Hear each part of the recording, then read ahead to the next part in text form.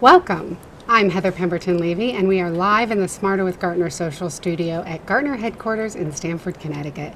Today, I'm talking to Chris Ross, Morning. Vice President and Analyst at Gartner for Marketers.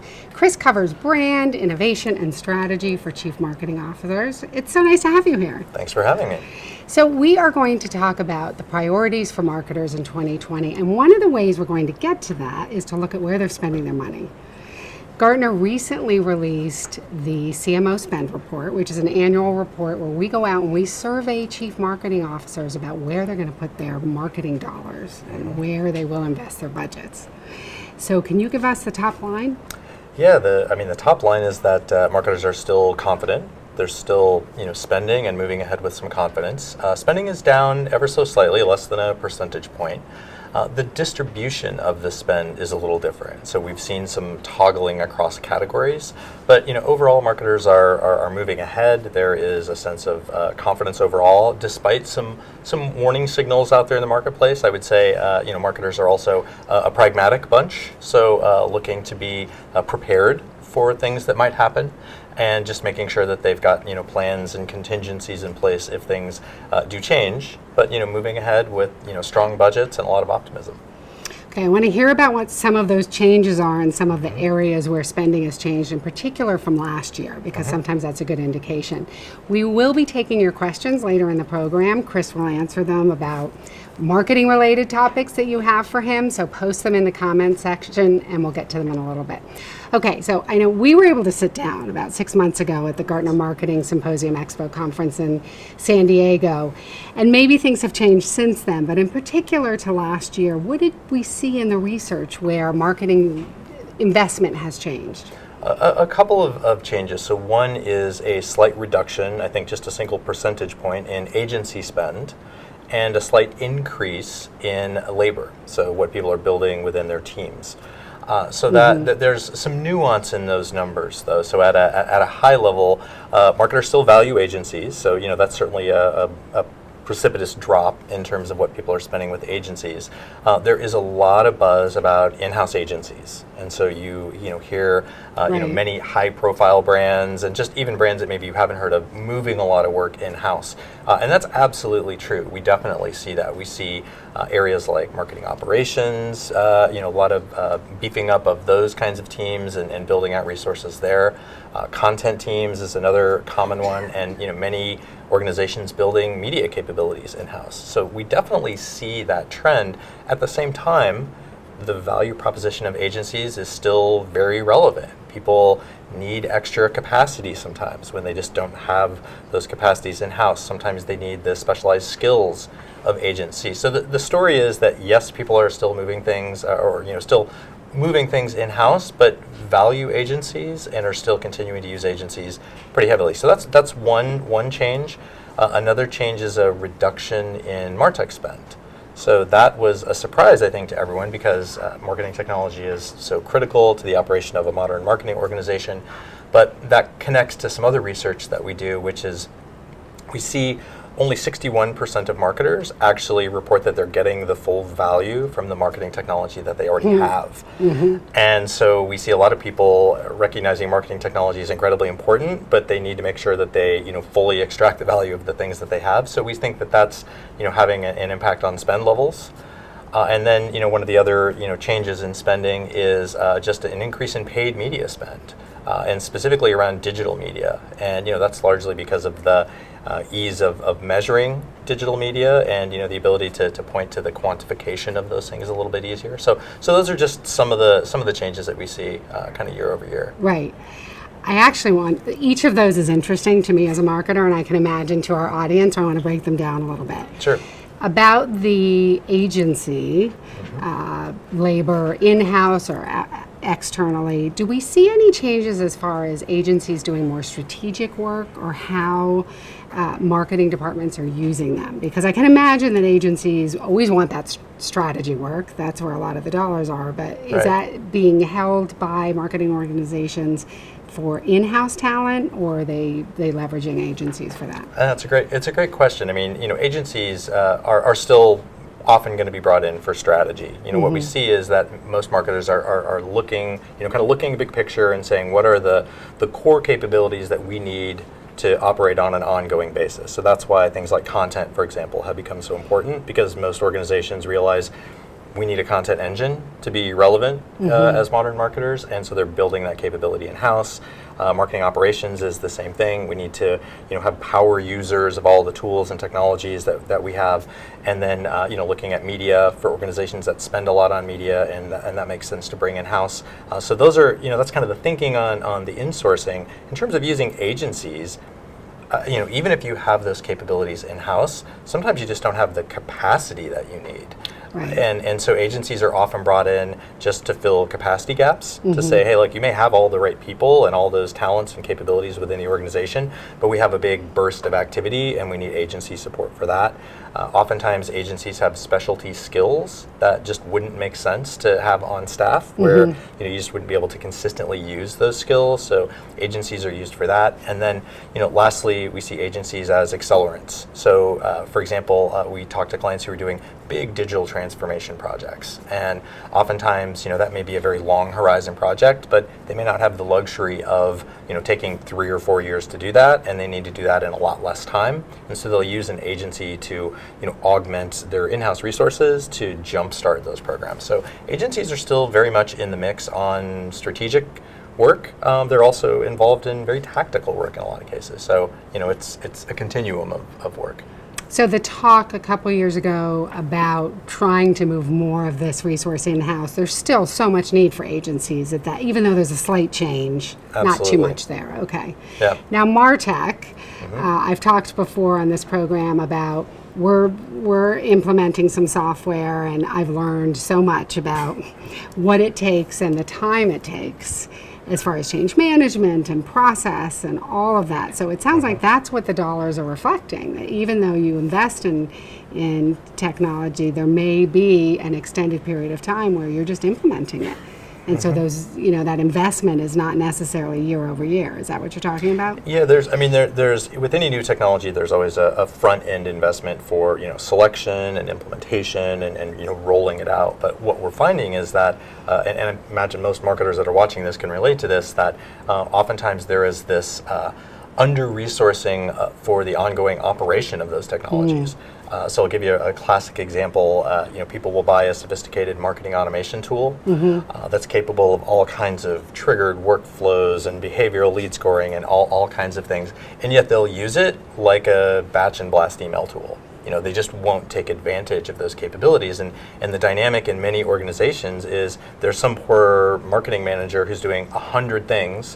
One of those things is get the emails out every week, right? So they don't have the time. Their job isn't designed for them to become power users of that tool. Right. So they learn to use it in the minimum viable method, and so there's just all this latent capability in organizations. So you're spot on that a lot of it is implementation and the front end of that process, but a lot of it is marketers are realizing that we need to actually recraft how we put resources behind that for the ongoing operation of those tools and technologies. And that's a change that we're seeing, and again, reflected through this investment in marketing ops teams. Right. And so that's how we see that, kind of becoming real in a lot of marketing teams. Right. And that was that percentage you said, that there's only a certain percentage. Yeah, it's only 61%, I think, is the statistic that, people feel like they're getting the full value out of the MarTech that they already have. Right. Okay.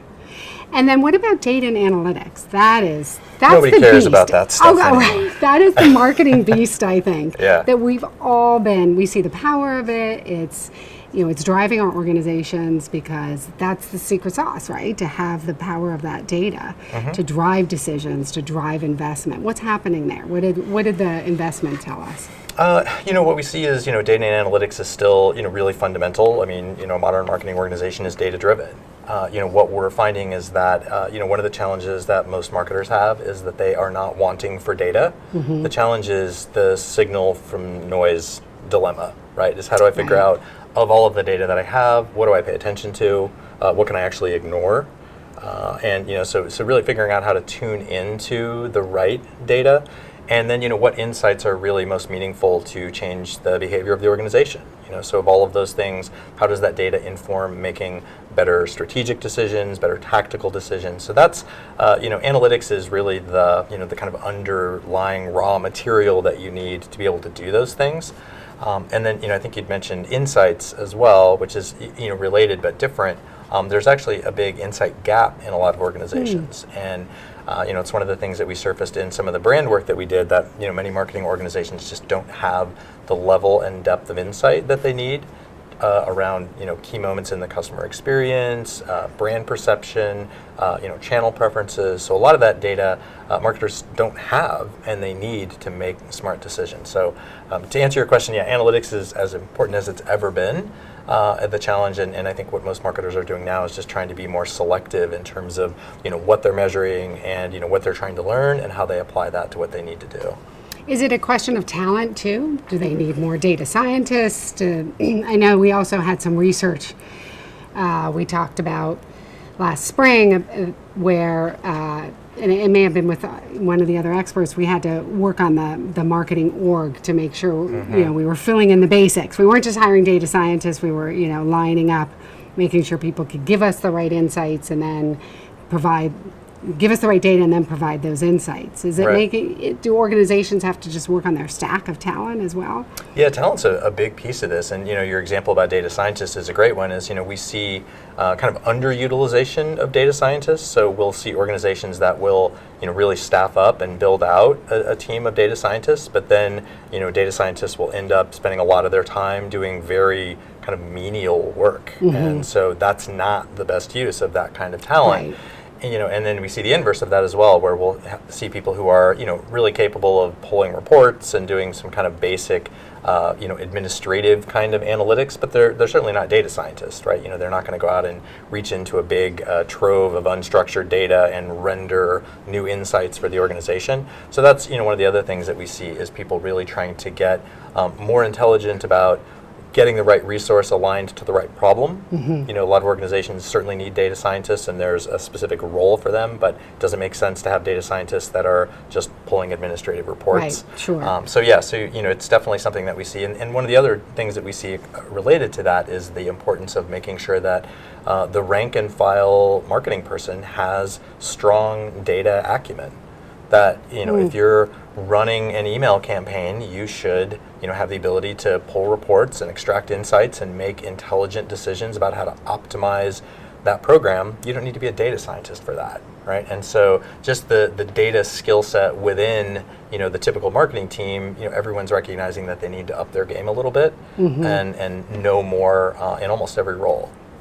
That is so true. I like that line. Yeah. I'm going to borrow it. Okay. We're going to move on to innovation in a minute, but we are starting to get some questions, so please submit your questions if you want Chris to answer them later in the program. We will be taking them shortly. Just before we move on to innovation, so anything else you want to add as far as overall recommendations for marketers given this top line on investment spending? Yeah, a couple of things. One is just make the most of what you have. It's one of the things that we see. I mentioned the technology. You probably have a lot in your MarTech stack that you're not fully utilizing.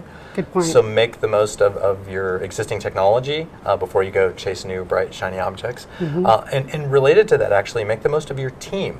One of the things that's interesting is if you ask most marketing leaders to tell me about your team, they will describe a team of really smart, talented, multidimensional people.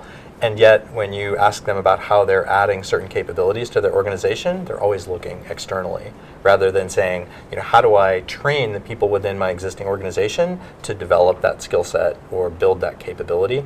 So oftentimes they overlook the people that are, hiding in plain sight in their organization. There's a lot of capability within the team, and it might require some training or some additional resource to get people up to speed, but that's another area that we see people overlooking. So make the most of what you have, with your people and your technology. Kill your zombies. So we published a report recently about killing what we call zombie programs, platforms, and partners. These are things that exist in organizations that just are way past their useful life, but they somehow persist, right? It's a program that we've always done.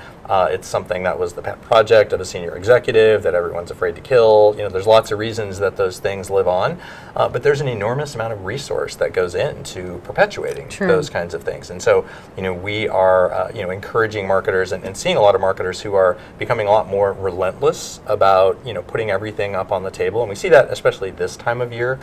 People are in strategy and planning and budgeting mode. And they're putting everything on the table and saying, do we still need this? Why did we do this? What purpose does this serve? And is it something that we can get rid of? So that would be another recommendation. And then lastly, experiment. And we'll talk more about this as we get into innovation. But that's how you optimize. And back to your question around analytics. Analytics is what you use and apply to run experiments, to learn how to do things more effectively, and so encourage people to experiment. That's great.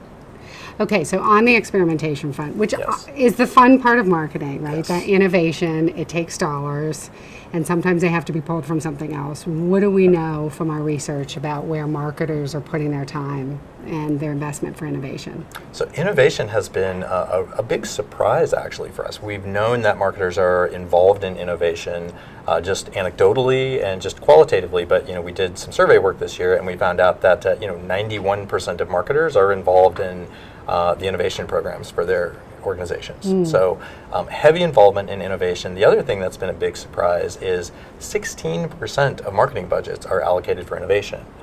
So that's real money decent amount. by any standard. And one of the challenges with innovation is if you were to ask people to describe innovation, what does that mean? You get a lot of variation, right, in terms of what people are talking about. So one of the things that we wanted to do with this research is get to some clarity on what are people actually talking about, right? And it ends up kind of splitting into two buckets. Basically, you have innovation that is continuous improvement of existing things, so what many people might call optimization, and then you have net new innovation, so the development of new things. And so our hypothesis going into this research was that a lot of the innovation would really be more kind of continuous improvement of existing things, and what we found was it was actually almost a 50-50 split. That yes, there was a lot of continuous optimization of things, but many marketers are swinging for the fences and investing half of that 16% of their budget in kind of net new blue sky innovation. And so that was a big surprise. That's terrific. Are there companies who are doing a great job that you would point to? There are. I mean, what I would do is maybe encourage us to look at patterns of great companies, right? What do great companies do that are successful with innovation? And one of those patterns is they really think about it as a portfolio. So they will look at all of the innovation efforts that they have, and they will, go for the easy layups, right? Like here's some things that don't take a lot of investment, that are, relatively low risk, that can make an improvement to something that we already have. And then, on the other end of the continuum, they will make big bets. They will do some things that are, a little wild and more speculative. And so they will, look at that as a portfolio, just like you would with a financial portfolio. So that is the, at a meta level, that's the behavior of organizations that are good at innovation, is they have, a mature approach to that. And then the other thing is that they have really solid kind of underlying processes. So they have sustainable, scalable processes for surfacing ideas, for vetting ideas, for bringing some of the ideas with the most promise to market, and so they're not erratic and ad hoc with that. So they've got a portfolio approach, and they actually have a more mature, resourced process for getting from a twinkle in somebody's eye to an actual product in the world. They have a process for that. Heading into 2020, it's an uncertain time. We've been talking a lot about cost optimization.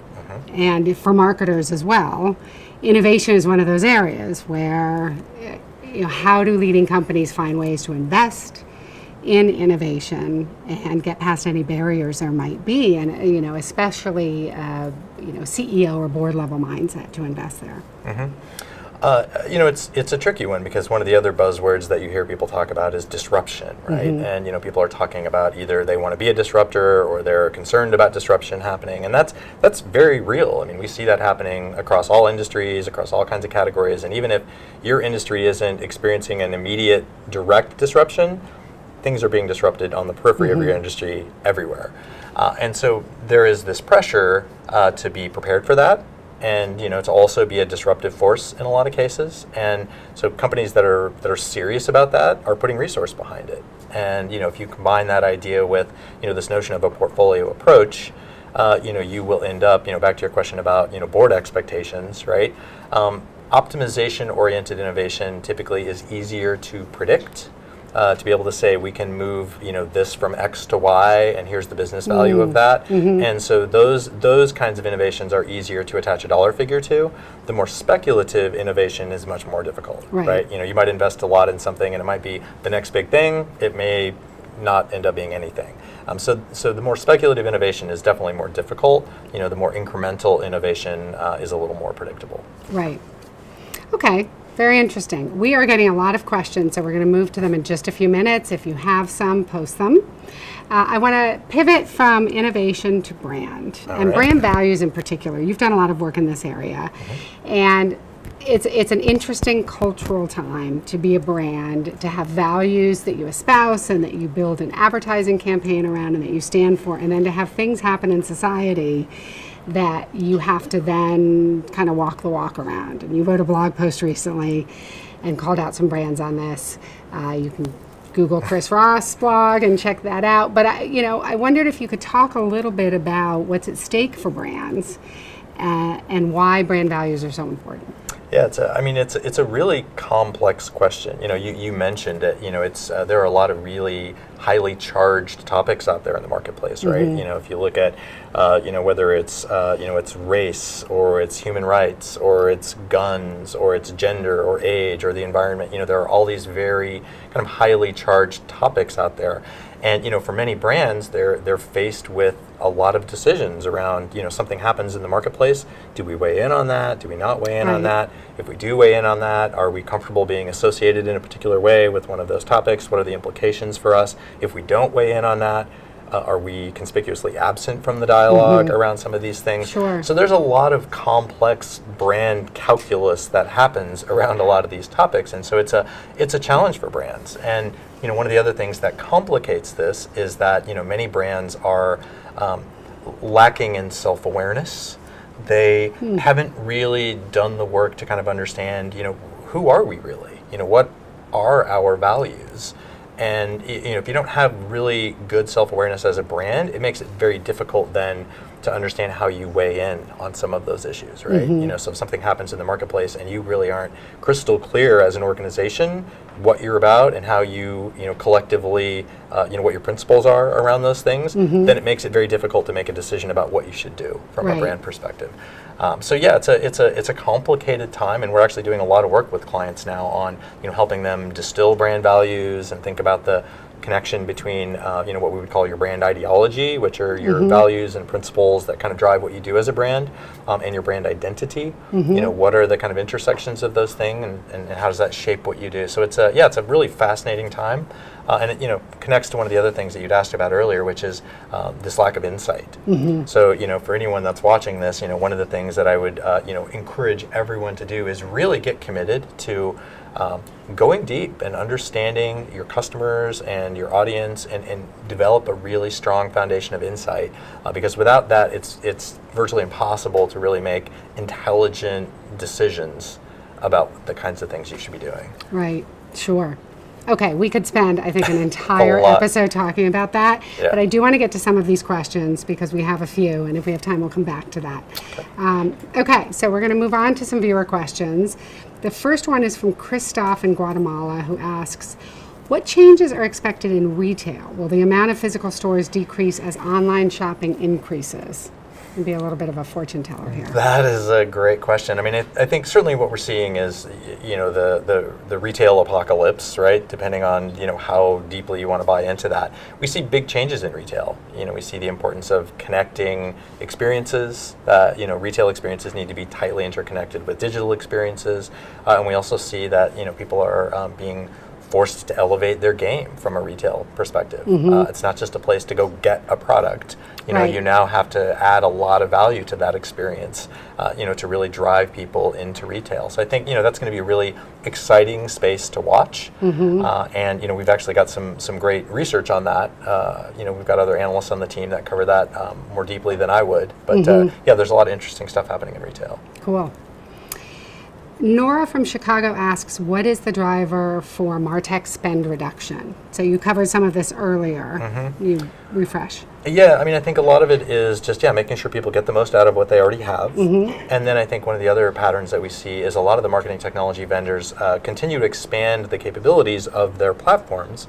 And what that means oftentimes is that there end up being capability collisions where, capability collision, that's a new term for me. We bought a whole, we have a whole set of platforms, and, maybe originally they fit together really nicely, but now, oftentimes those platforms have expanded what they do, and so now you've got a lot of functional overlap. So there's also some rationalization happening in a lot of organizations where people are saying we need to eliminate some of the platforms that we have, and so we see that driving some of this as well. So it's making sure that they get the most out of what they have. It is some rationalization of platforms and just being kind of more intelligent. So I don't think the bottom is dropping out in terms of marketing technology spend. I think people are just being smarter about what they do. Okay. Stefan from Toronto wants to know, what are the best digital tools for customer experience? Oh, wow, that's a big question. There's a lot of research behind that. Yeah, we have a big customer experience practice, and to say what are the best tools for digital or for customer experience, it really depends on what aspect of the customer experience we're talking about. Whether it's voice of the customer measurement or some of the analytics things you were talking about, or delivering content into the customer experience. So it's a very difficult question to answer the way that it's asked. What I would encourage the person that asked this to do is think about the specific customer experience problem that you're trying to solve, and then think about the tools that are more directly related to that problem. So whether it's a content problem or a measurement problem or some other kind of a problem, customer experience is such a massively encompassing set of disciplines that I would encourage them to kind of think more specifically about the problem they're trying to solve and the technologies then that align to that. Okay. Aaron Dem from South Delhi asks, how would you promote operational innovation in startups or among new teams? Yeah, that's a really good question. One of the terms that I haven't mentioned amazingly in the course of this conversation is agile marketing, right? Which is a little bit of an eye roller for a lot of people. It gets used a lot, but it is a real pattern that we see. And what we see, from an operational excellence perspective, is that marketers are actually thinking and operating in many cases more like agencies. And so if you think about the way work happens in an agency, people are typically put in functional groups. But the way that work happens really has very little to do with where people live in the org chart. It's very project-centric. So it's very project-centric. People are dynamically aligned to projects in kind of an ensemble cast kind of a style. And that's the way work happens. And so, back to the question around operational excellence, it's really, embracing some of these agile principles, more of this agency style of operation, frequent calibration of resources against the work, making sure that they're drawing resources more broadly from across the organization. So that is, one of the ways that we see people really driving operational optimization is, by starting to experiment with some of these more agile kinds of practices. Okay. Our next question is from Sri Lanka, and it asks, what will create more value, innovation or adoption with small changes? That's a good one. That is a good one. I think this is a very politician-style answer. It's both, right? I think you have to do both. You have to do incremental improvement to make progress on things that you're already doing. That's just should be block and tackle fundamental to every marketer's operation, is how do we continually get better and better at the things that we do. But you also have to make some bets, right? You also have to say, this is great, but incrementalism is only going to get us so far. And concurrent to that, we have to be making some big bets, right? We have to be doing some things that will be a little bit bolder and a little bit more provocative. So you really do need to do both. And that comes back to what I was mentioning earlier about more of a portfolio approach. Right, is kind of figuring out that balancing act of how much do we invest in incremental innovation, and how many big bets do we make, and where do we make those big bets? Sure. So you do need both. Can you handle one more? I can handle as many as All you right. throw my way. Our last question from India is, what do you think about intent-based marketing? Yeah, I mean, I think that is the holy grail, I think, for many marketers, right? Is, understanding, who a customer is, what's their history, what's their intent. So, getting to that really rich real-time context, and then ideally delivering them an optimized, dynamic, personalized experience. So that is a huge challenge that marketing technology companies are grappling with, marketers are grappling with, and you see some little sparks of success with people doing that. But that is, I think, where many people are it's what they're aspiring to, right? Is how do we understand who a person is, what their intent is, what is the most logical, most helpful thing that we can do for that customer in that moment to to serve them and to align with what's going to help us grow the business. So yeah, I think that's definitely where people are going. Getting there is tricky. Right. Along with everything that you've talked about in this episode, which is Right. so many things to line up and get right Yeah. and spend dollars against. Okay, now we have a few more personal questions for you to get to know you better right before we close. That's a lot of time for personal questions. If you weren't at Gartner, what would you be doing? If I wasn't at Gartner, what would I be doing? I would, probably be doing something creative. I might have gone the creative director route, or I'm fascinated by design and the whole design thinking practice and world. And then I love kind of the scientific methodology, like really finding a big thorny problem and kind of grappling with that for a while. So I would probably do something down those lines. Okay. And what's your go-to media to relax? A TV show, comedian, reading right now? Very old school, just sort of stupid TV. It's something that doesn't require a lot of thinking. Okay. And if technology could solve one intractable problem in the world, what would it be? We were talking about this earlier a little bit. I don't know if anyone has watched the Bill Gates documentaries, but very inspiring, and I think a great example of that is the focus on toilets, right? Like, I mean, that is a huge global issue that is a technology problem. And so I think those kinds of things, where technology can be applied to maybe problems that aren't particularly sexy but are very real and have the ability to really have a big impact on the world. I think those would be great things to apply some of the technology thinking that we have. Well, thank you very much, Chris. We Thank really you. appreciate your time and your insights. Thank you for joining us. To learn more about 2020 priorities for marketers, visit gartner.com/marketing. Thanks.